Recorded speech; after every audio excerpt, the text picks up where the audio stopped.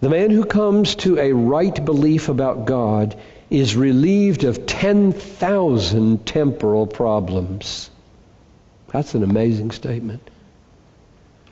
One of my philosophies of ministry, if you want to call it that, of preaching, is that even though I don't know in this room here how many, say, 2,000 or 3,000 problems you're facing right now, corporately and collectively, and summing up all the problems. I don't know what they are, so how am I supposed to address them? How am I supposed to say anything that's helpful to you on Sunday morning or in this seminar?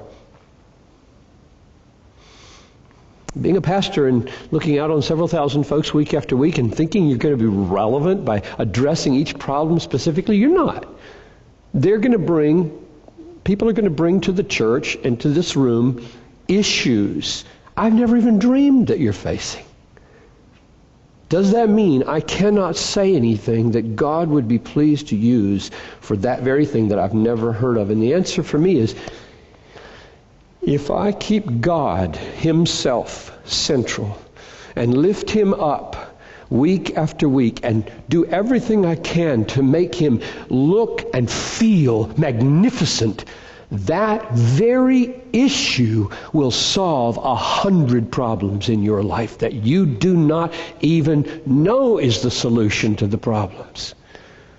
We're made for God. We're made to see Him and know Him and tremble in His presence and be awed by Him. And if we are seeing Him as He is and responding as we ought, there are 100 things that get worked out in our brains, in our hearts, in our circumstances that would not have gotten worked out had we been presented with a lesser God. So when he said that, I think he's right.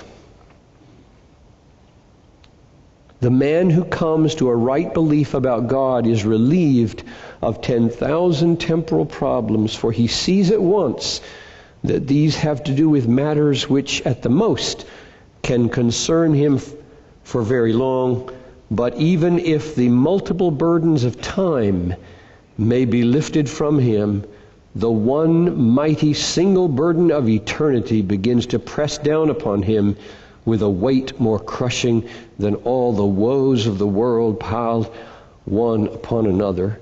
In other words, if we could solve that issue, understand that issue, get that settled, who is God, what's happening to me in eternity, how do I relate to Him,